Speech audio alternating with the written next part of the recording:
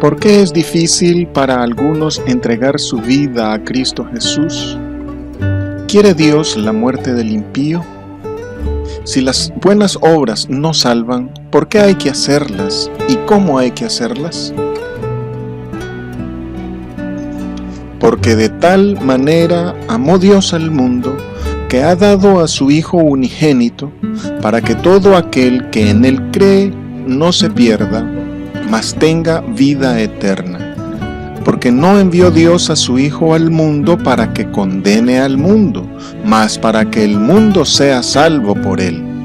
El que en él cree no es condenado, mas el que no cree ya es condenado porque no creyó en el nombre del unigénito Hijo de Dios.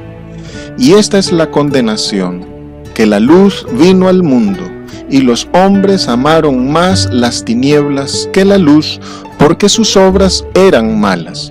Porque todo aquel que hace lo malo, aborrece la luz, y no viene a la luz para que sus obras no sean redargüidas. Mas el que obra verdad, viene a la luz, para que sus obras sean manifestadas, que son hechas en Dios.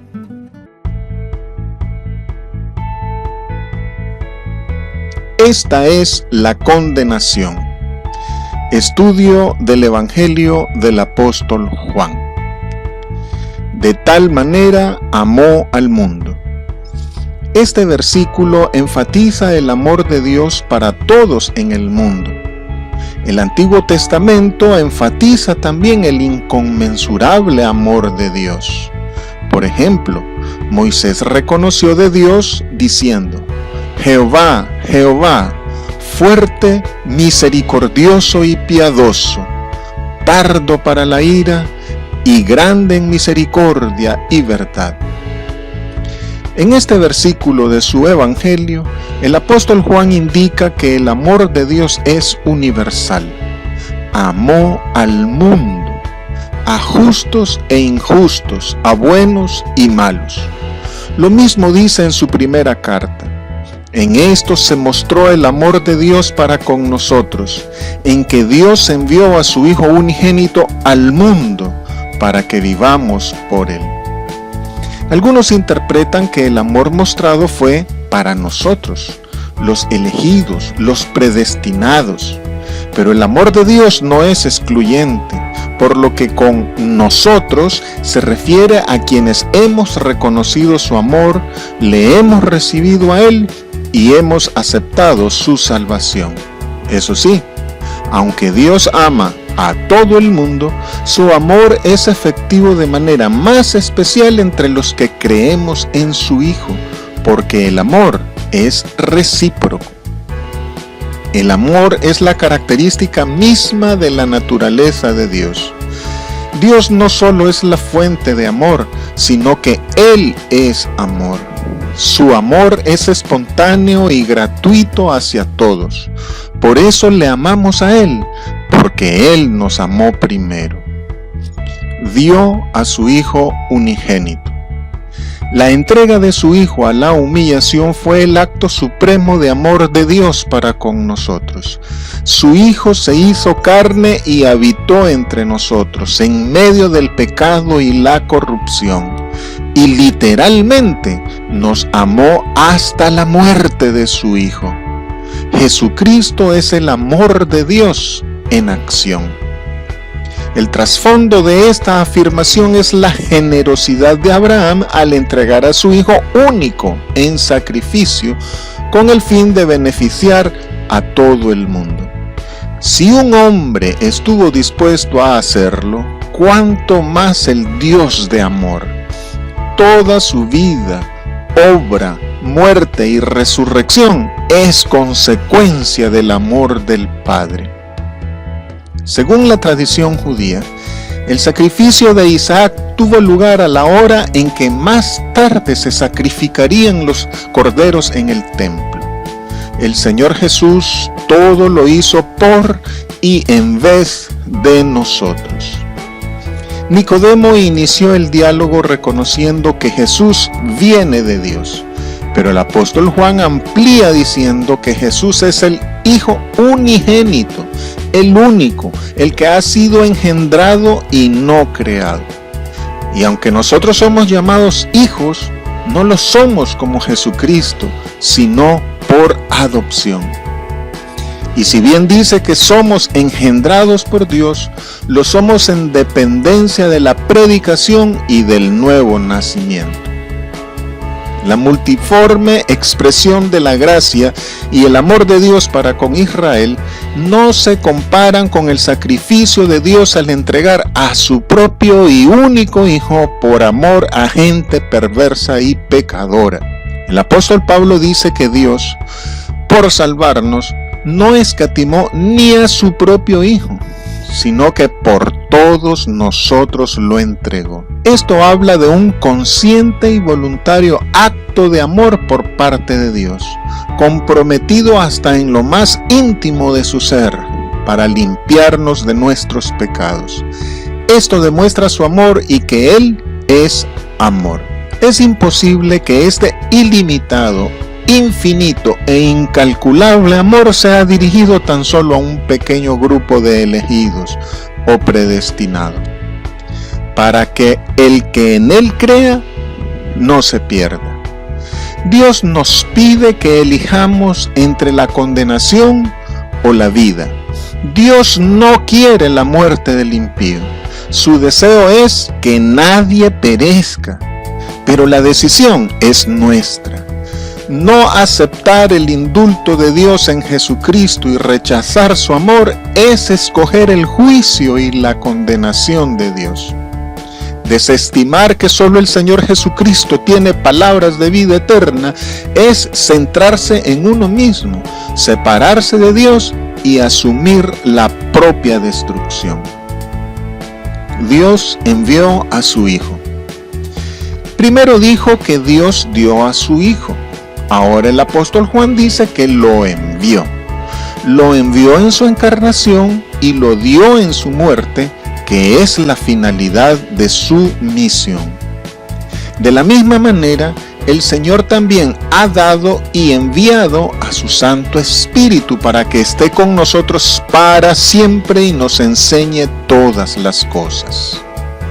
No lo envió para condenar al mundo. El objetivo de la venida de Cristo Jesús es salvar, no condenar. El objetivo es perdonar, no juzgar. Aunque la condenación es una de sus alternativas como juez, Dios el Padre procura el sobreseimiento definitivo mediante la fe en su Hijo Jesucristo. El Señor no vino como juez, sino como abogado. Y el Señor así lo enfatizó en varias ocasiones. Sin embargo, si las personas cierran su corazón a la gracia y no le reciben, la condenación ha sido escogida por ellas mismas, para que el mundo sea salvo. La sentencia de condenación que nos correspondía ya fue ejecutada sobre el Señor, Cristo Jesús. Ahora, en su voluntad justa y santa hay oportunidad para el perdón mediante la aceptación de la muerte vicaria de su Hijo. La manifestación del amor de Dios y el don de su Hijo único tienen por objetivo la salvación de todos los hombres. El destino del envío es el mundo. Por tanto, la misión es de carácter universal. Nadie es excluido, ni en Israel, ni en ninguna otra nación. El Señor realizó su ministerio primero y principalmente en y para Israel, y así lo ordenó a sus apóstoles, ir primero a las ovejas perdidas de Israel. Sin embargo, luego debían ir por todo el mundo hasta lo último de la tierra. Así, los privilegios de Israel como pueblo escogido ya no están en vigencia porque los escogidos ahora estamos entre todo el mundo. El que cree no es condenado. La comunidad de Jesús es la de los eximidos del juicio. Ya no somos reos de muerte, sino que se nos ha concedido la vida. hemos pasado de muerte a vida tan solo por creerle a Él y creer en Él. El evangelista Marcos puntualiza que el que cree también se bautiza. Sabidos de la diferencia entre el bautismo en agua y el nacer de arriba, se puntualiza que el que es salvo quiere ser bautizado. Y se aclara también que no todos los bautizados son salvos, pues hay quienes lo hacen por intereses mezquinos o dolosos, lo cual comprueba que el bautismo en agua no salva ni transforma a nadie. Pero el que no cree ya es condenado, es decir, por mantenerse en continuada incredulidad. Este es el aspecto negativo de la salvación por la fe. No creer es una porfía a ser condenado. La ausencia de fe es causa de la propia exclusión. La incredulidad y el persistente rechazo coloca a las personas en estado de condenación. En su primera carta, el apóstol Juan dice que el que no cree hace a Dios un mentiroso. Con su incredulidad intenta desacreditar la verdad de Dios en su Hijo Jesucristo, porque no creyó. Todos hemos nacido bajo condenación. Todos estamos perdidos por naturaleza. Por tanto, negarnos a recibir la absolución en Cristo confirma la sentencia condenatoria ya existente. Mientras no llegue la muerte, siempre hay opción para reconsiderar la propia postura frente a Cristo. Esta es la condenación. El apóstol Juan no especifica aquí el contenido de la sentencia, sino lo que la motiva, que es la opción por las tinieblas, es decir, el deseo por hacer lo malo. Normalmente, quien repudia la luz de Jesús de manera continuada, no lo hace por accidente. La luz del Señor Jesús pone en evidencia lo que realmente es la persona y su verdadera naturaleza. Quien constantemente rechaza la luz del Señor es porque intrínsecamente es una persona réproba y termina por decidir radicalmente contra Cristo Jesús. Esto no significa que nunca podrán amar la luz y buscarla, pues hay muchos que después de años de practicar el mal, pasan a ser practicantes de la verdad. El Señor Jesús establece que Dios ciega y endurece el corazón a los que ante la predicación del Evangelio reaccionan con incredulidad. Pero la Biblia también dice que su enojo no permanece para siempre, que Él es Dios grande en misericordia y que no quiere la muerte del impío, sino que todos procedan al arrepentimiento. La luz vino al mundo. La conducta de los hombres es juzgada por la luz de Jesús. Su palabra es la única norma que descubre la bondad o maldad de los hombres. El mundo está alejado de Dios porque pertenece a las tinieblas y permanecen en su pecado por cerrar su mente, su corazón y su vida a Dios. La luz de Jesús evidencia la esclavitud del mundo. Por tanto, la causa de la condenación de muchos es su amor por las tinieblas, su amor por el mal, por el pecado. Amaron más las tinieblas. Para las autoridades judías, la ley era vida y por eso no recibieron a Cristo Jesús, porque no lo reconocieron como la luz que ha venido al mundo. El Señor Jesús, por haber sido levantado en alto en la cruz, toma ahora el lugar de la ley. Por esto, ante Nicodemo se presenta esta disyuntiva: ¿la ley o Cristo Jesús? Y Nicodemo prefirió la ley, escogió la gloria de los hombres. De esta manera, Nicodemo ahora representa al mundo, representa a quienes prefieren las tinieblas, a los injustos, a los oprimidos por el diablo, al causante de su muerte. y el Señor emite una terrible sanción contra los que rechazan su luz. Él los entrega a su ceguera para que crean a la mentira y se pierdan. Desafortunadamente, algunos de estos se convierten en falsos profetas, en religiosos con apariencia de piedad, mostrándose como fervientes servidores de Cristo. Sus obras eran malas. Esta es la primera razón por la que el mundo ama más las tinieblas, que sus obras son malas. La segunda razón es que no quieren ser redargüidos. El que sus obras sean malas no solo denota el carácter moral de quien las hace, sino también la naturaleza de las obras. En las obras malas se manifiesta la naturaleza mala del mundo que responde a Jesús no solo con incredulidad, sino que a veces también con odio, lo cual demuestra su lejanía de Dios y su situación de injusticia. El que hace lo malo. La palabra malo es la traducción del griego phaulos, que significa vulgaridad, bajeza, maldad, vileza, mezquindad. Y todo esto es hacer mentira.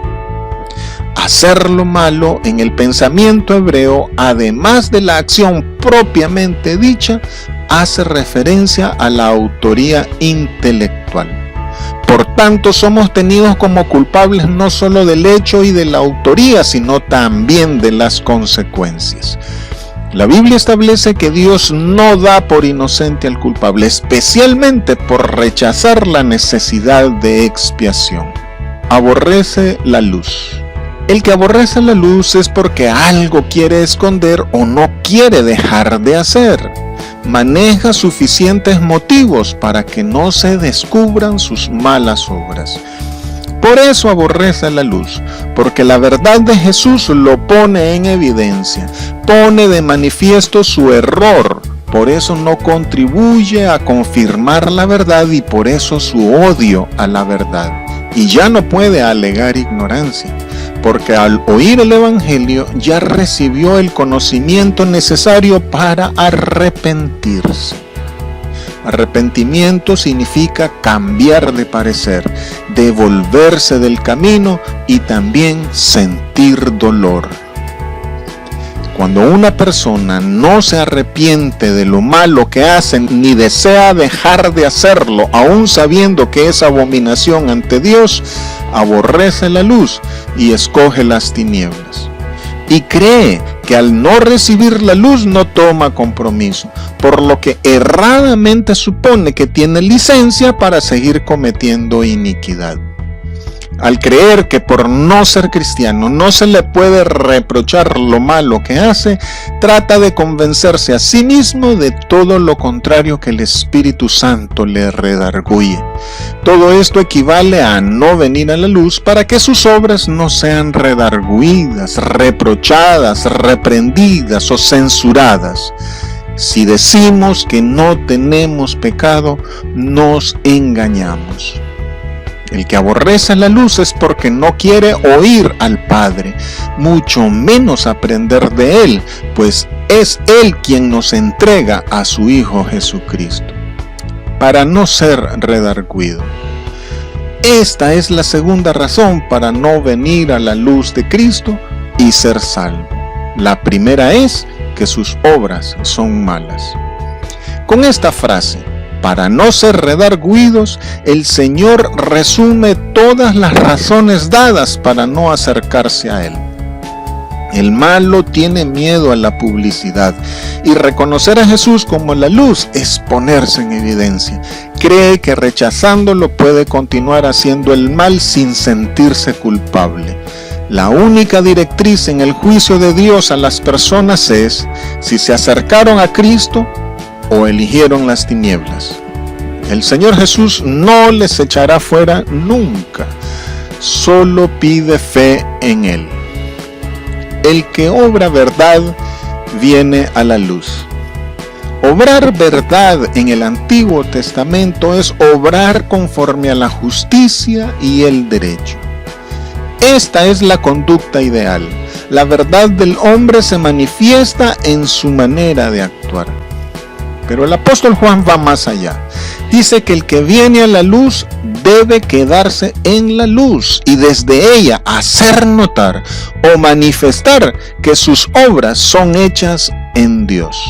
Por tanto, obrar verdad significa ser fiel, es comprometerse con la verdad.